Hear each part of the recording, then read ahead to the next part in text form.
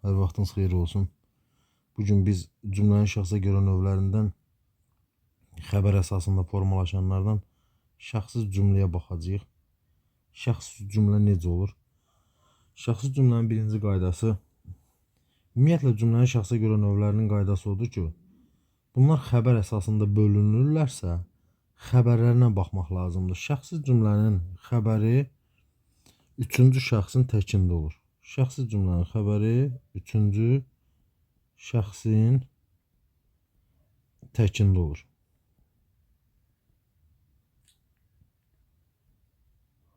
Bu qaydadır.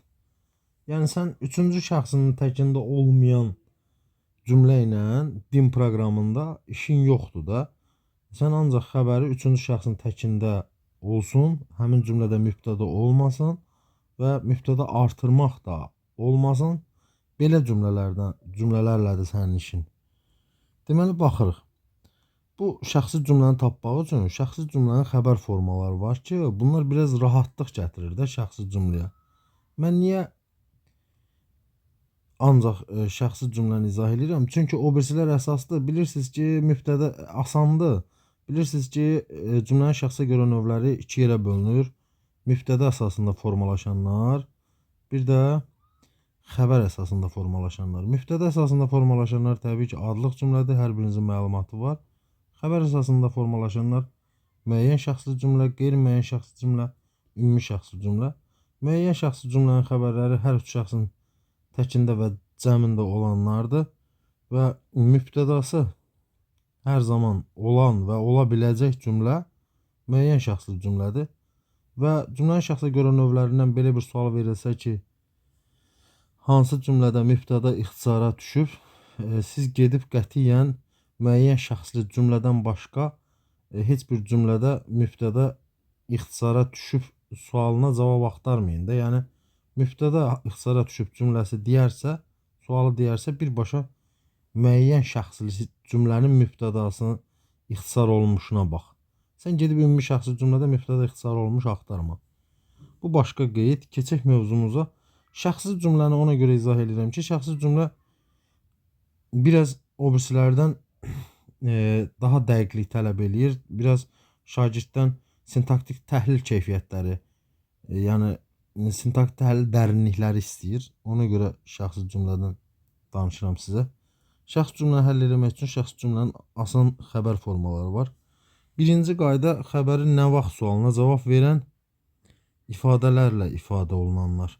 Məsələn, xəbərin nə vaxt sualına cavab verən sözlərlə, söz birləşmələrlə ifadə olunursa bir cümlə, bu şəxsiz cümlədir.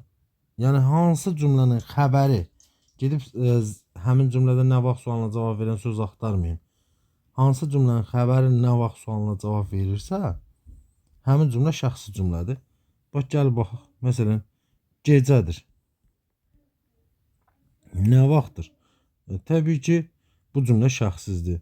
Sentyabrın 1-idir. Nə vaxtdır? Bu cümlə şəxsizdir. Və yaxud belə bir modellər də var ki, günortadan 2-3 saat keçmişdi, gecədən xeyli keçmişdi. Bu cümlələrin hamısı şəxsizdir və diqqətlə fikir versəz ki, bunlar nə vaxt sualına cavab verirlər. Bu birinci qayda. Bunun qabağına yazaq ki, məsələn, sentyabrın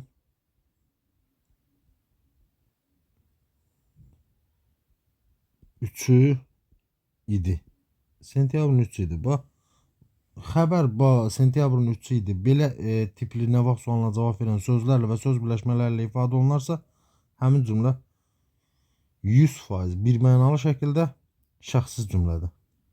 Sonra keçək ən əsas uşaqdan sintaktik təhlil tələb eləyən ikinci modelə. Bu nədir? Xəbəri birinci tərəfi adlı halda olan frazoloji birləşmələrlə ifadə olunanlar. Məsələn, zəhləsi gedir. Zəhləsi gedir. Əgər sənin cümləndə xəbər frazoloji birləşmə ilə ifadə olunursa və onun birinci tərəfi adlı haldadırsa, həmin cümlə birmənalı şəkildə şəxsi cümlə gedəcək və bir yerdə təhlil olunacaq. Fikir verin bu cümləyə. Zəhləsini mübtəda götürəcəydin, götürə bilmədin. Çünki frazoloji birləşmədir, zəhləsi getmək bir yerdə. Ona görə də bütün xəbər gedir. Və bu tipli xəbərlər Mübtədanı xəbərə birləşdirir. Belə deyək, mübtəda götürə biləcəyin şeyi məcazilik qoymur götürməyə və xəbərə birləşir. Çünki frazoloji birləşmədir. Bir yerdə xəbər gedir. Məsələn, deyirsən ki, ilanın yarpızdan zəhləsi gedir. Aqilin onu gözü götürmür. Rasimin qohumlarından ötürü burnunun ucu göynüyür. Rasimin qohumlarından ötürü burnunun ucu göynüyür cümləsi də şəxsi cümlədir. Rasimin burnunun ucu mübtəda, götürəcəydin, götürmədin. Çünki burnun ucu göynəmək məcazi mənada frazoloji birləşmədir. Əgər sənə burnun ucu göynəmək həqqi mənada desə, o frazoloji birləşmə deyil. Təbii ki, orada artıq müəyyən şəxsi cümlə gedəcək. Bu tipli. Belə frazoloji birləşmələri məsləhətdir ki, belə frazoloji birləşmələri yadda saxlayasınız. Yəni zənginləşdirəsiniz də, yadda saxlamaqla deyil. Biraz göz dolusu baxasınız bunlara. Bu frazoloji birləşmələr ki, məlumatınız olsun. Birinci tərəfə adlı xalda olan frazoloji birləşmələr cümlədə varsa, həmin cümlə şəxsi cümlə gedəcək. Yəni xəbər ifadə olunarsa, frazoloji birləşmə ilə xəbər ifadə olunarsa. Sonra keçir üçüncü növə. Üçüncü növ nədir? Xəbər şəxsi növ feillə ifadə olunanlar. Şəxsiz növ feillə ifadə olunanlar. Məsələn, baxılmışdı, mane olundu, kömək olundu. Bu cümlələr şəxsiz növ feillərdir və həmin feillərlə xəbər ifadə olunarsa, həmin cümlədə nədir? Şəxsiz cümlədir. Həmin cümlədə şəxsiz cümlə hesab olunur.